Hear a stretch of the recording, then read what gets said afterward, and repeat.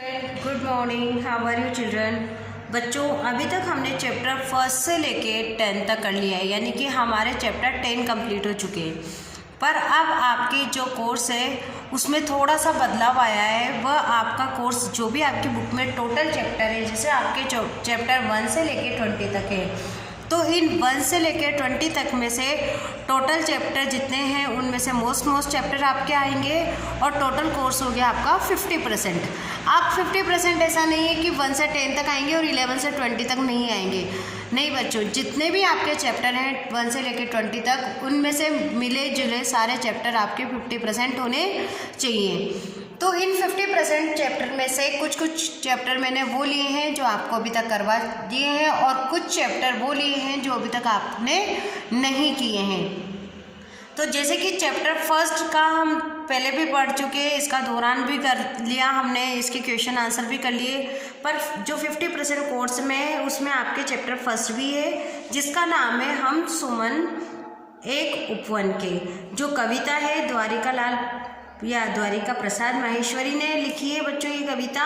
और इस कविता में कवि ने विविधता में छिपी एकता की भावना को प्रकृति के माध्यम से प्रकट किया है कि भारत एक बगीचा है। क्या है? भारत एक बगीचा है जिसमें विविध रंग रूप के फूल खिले, यानी कि अलग अलग रंग रूप के फूल खिले हैं। इस भारत में अनेक रूपों की एकता को निहित है, यही भारत की ताकत है। अब बगीचा क्या है? पूरा भारत है। और फूल क्या है? जो भी इसमें रहने वाले सारे व्यक्ति, जितने भी व्यक्ति हैं, अलग अलग जातियों के हैं, सभी हैं, विभिन्न देश से हैं, ये सारे विविध प्रकार के फूल बताया है। तो बच्चों, इसको हमने पहले भी पढ़ा था, तो आप अभी दोबारा से इसका दोहरान करेंगे। क्वेश्चन आंसर नहीं करना है आपको, एक्सरसाइज नहीं करनी है, बस आपको जो भी वीडियो में दिखाया जाए उसे समझना है। तो आप शुरू करेंगे क्वेश्चन आंसर और चैप्टर की हिंदी। और 3 दिन के बाद जब हम ये समझ लेंगे उसके बाद इसकी वर्कशीट आपको कंप्लीट करनी है, वो मैं आपको बता दूंगी कि कैसे करनी है। तो आप स्टार्ट करेंगे। हम सब सुमन एक उपवन के, एक हमारी धरती सबकी, जिसकी मिट्टी में जन्मे हम, मिली एक ही धूप हमें है। सींचे गए जल से हम पले हुए हैं झूल झूल कर, पल्लों में हम एक पवन के, हम सब सुमन एक उपवन के। हम सब सुमन एक उपवन के, हम सब फूल एक बगीचे के हैं। यह हमारी धरती है जिसकी मिट्टी में हमने जन्म लिया है और इसी की धूप से हम सब पले हैं और एक ही जल से हमें सींचा गया है। एक ही झूले में हम झूले हुए हैं। किसके झूले में? पवन के झूले में। और हम सब सुमन एक उपवन के हैं। तो क्या बताया है इसमें कि हम सब क्या हैं? फूल हैं और ये सारा संसार क्या है? उपवन है।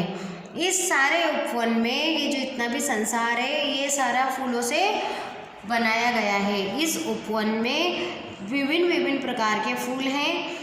ये हमारी धरती है, इसी की मिट्टी में हमने जन्म लिया है और हमें एक ही धूप मिली है। ऐसा नहीं है कि किसी अमीर को ज़्यादा धूप मिली है, किसी गरीब को कम धूप मिली है। तो प्रकृति ने हमें समान धूप दी है, समान जल दिया है और पवन ने हमें सबको एक समान झूले में झुलाया है, यानी कि हम पवन का जो अनुभव करते हैं, हवा भी हमें समान मिली है।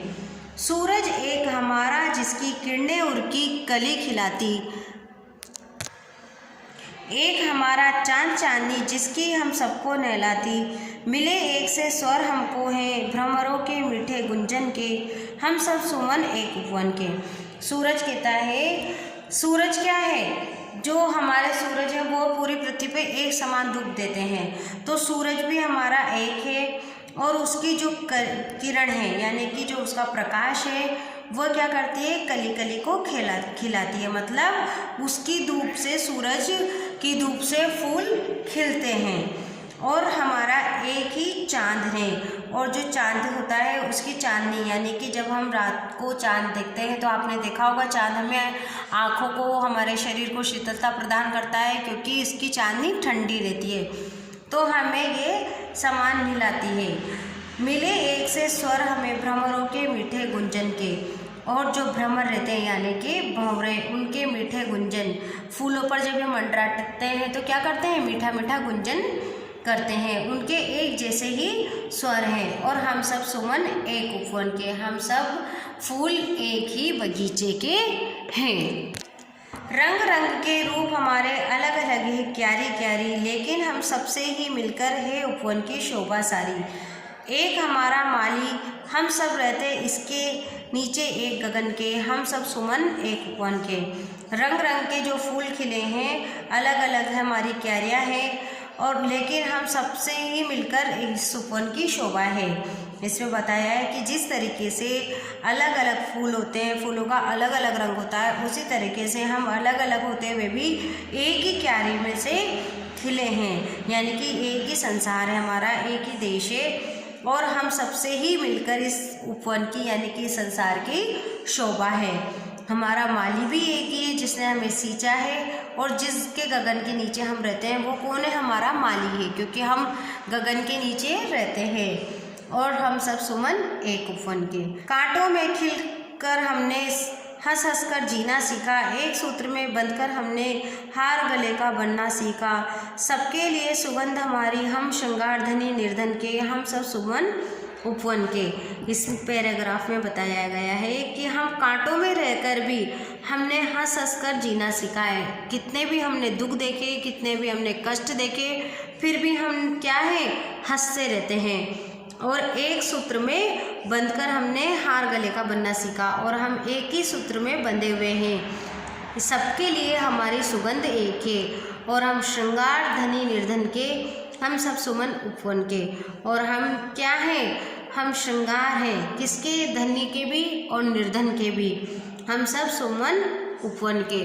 जैसे फूलों को पता नहीं चलता कि कौन अमीर है कौन गरीब है, तो इसी तरह से हम भी इनके श्रृंगार हैं कि किस कोई गरीब हो या अमीर हो, हम सब तो क्या हैं? एक ही उपवन के फूल हैं। तो बच्चों ये पहले भी आपने सीखी थी, समझी थी और इसके आपको एक एक लाइन के आंसर भी आता है, हिंदी भी आती है। तो अब आप जब इसकी वीडियो जाएगी तो इसकी एक्सरसाइज करेंगे हम नेक्स्ट वीडियो में और वर्कशीट करेंगे। अभी तक आप यही चैप्टर पढ़ेंगे। Thank you.